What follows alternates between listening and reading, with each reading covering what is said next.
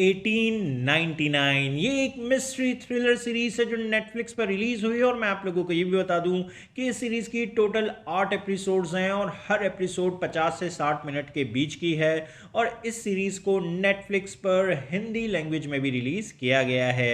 और अब फाइनली मैं ये सीरीज कंप्लीट देख चुका हूं और अब मैं आप लोगों से अपने इस रिव्यू के जरिए मेरा इस सीरीज को देखकर जो भी एक अच्छा या बुरा एक्सपीरियंस रहा है वो शेयर कर रहा हूं।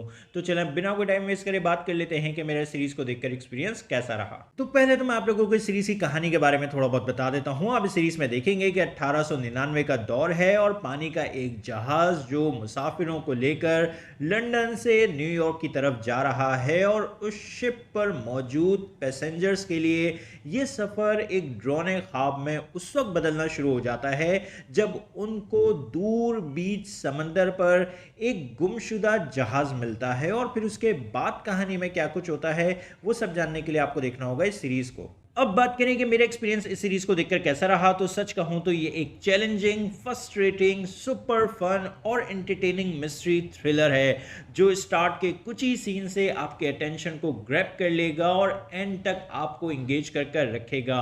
और ये जो आपकी स्टार्ट से एंड तक की जर्नी होगी इस शो की, वो बिल्कुल एक इमोशनल रोलर कोस्टर राइड है। जी हाँ, ये शो अपनी हर एपिसोड में मौजूद ट्विस्ट एंड टर्न से आपको शॉक्ड और सरप्राइज तो करेगा ही, साथ ही साथ हर गुजरती एपिसोड के साथ सस्पेंस, टेंशन और इंटेंसिटी का एलिमेंट भी बढ़ता चला जाएगा।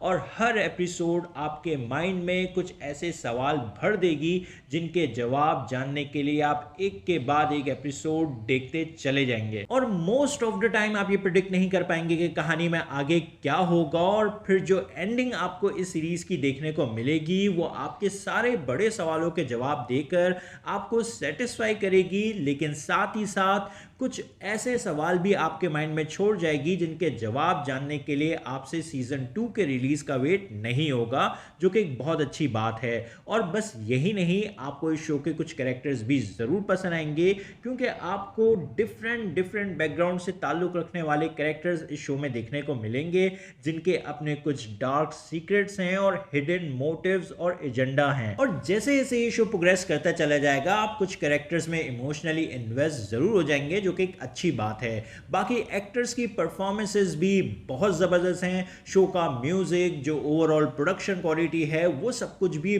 बहुत जबरदस्त है। जिस खूबसूरती से इस शो के क्रिएटर्स ने शो के स्टार्ट से ही एक ईरी, सस्पेंसफुल और आइसोलेटेड एटमॉस्फेयर को क्रिएट किया है, उसके लिए जितनी तारीफ की जाए शो के क्रिएटर्स की वो कम है। अब इस सीरीज के वीक पॉइंट्स की बात करें तो एपिसोड 5 से लेकर एपिसोड 8 तक अगर आप एक प्रो ऑडियंस हैं तो फिर कुछ ट्विस्ट आप कहानी के प्रेडिक्ट कर लेंगे। दूसरा, एपिसोड 5 में इस शो की दुनिया में जो कुछ चल रहा होता है उसको लेकर एक बड़ी इंफॉर्मेशन रिवील होती है। और जब वो इंफॉर्मेशन रिवील हो जाती है तो अगर आप एक प्रो ऑडियंस हैं तो फिर आपके माइंड में ये बात भी काफ़ी हद तक क्लियर हो जाती है कि शो में आपको आगे अब क्या देखने को मिल सकता है, इसीलिए आप कुछ चीज़ों को भी प्रिडिक्ट कर लेते हैं। लेकिन फिर भी हम इस शो की मेन कैरेक्टर मोरा और उसके जो कुछ करीबी साथी हैं उनकी वजह से एंड तक इस शो से इंगेज रहते हैं, क्योंकि हम ये देखना चाहते हैं कि वो जिस सिचुएशन में फंसे हैं वो उससे बाहर कैसे निकलेंगे। और ये जानने के लिए आप इस शो से एंड तक इंगेज रहेंगे। लेकिन क्योंकि एपिसोड 5 में एक बड़ी इंफॉर्मेशन रिवील होती है तो फिर आपका सारा फोकस भी उस इंफॉर्मेशन के बाद मोरा और उससे रिलेटेड कुछ कैरेक्टर्स पर शिफ्ट हो जाता है। बाकी जो दूसरे कैरेक्टर्स हैं इस शो के, उनमें से आपकी इमोशनल इन्वेस्टमेंट खत्म हो जाती है, क्योंकि आपको ये पता चल जाता है कि उनके साथ जो कुछ हो रहा है वो क्यों हो रहा है, जो कि थोड़ा डिसअपॉइंटिंग है। लेकिन ये जो चीजें मैंने अभी आपको बताई हैं वो सिर्फ एक प्रो ऑडियंस ही नोट कर पाएगी। जो एक एवरेज व्यूअर है वो इस शो के सेकेंड हाफ में भी कुछ भी प्रिडिक्ट नहीं कर पाएगा। खैर, इस तरह के कुछ इश्यूज होने के बावजूद भी मेरी नज़र में ये एक सॉलिड मिस्ट्री थ्रिलर है और एक वर्थ वॉचिंग एक्सपीरियंस है। इसलिए मैं इस सीरीज के सीजन 1 को रेट करूंगा 8 आउट ऑफ 10 और आप लोगों को सजेस्ट करूंगा कि ये शो आप लोग जरूर देखें, बहुत एंजॉय करेंगे।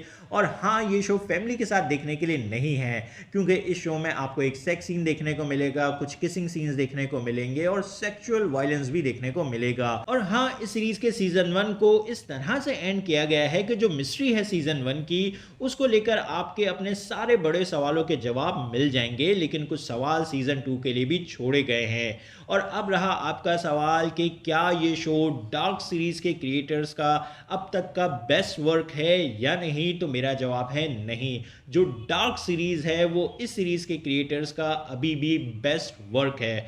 तो आप लोगों को ये सीरीज़ कैसी लगी, अपने ओपिनियन कमेंट बॉक्स में ज़रूर दें। मेरी वीडियो पसंद आई तो लाइक करें और चैनल को सब्सक्राइब करना मत भूलें। फिर मिलते हैं किसी और वीडियो में। शुक्रिया।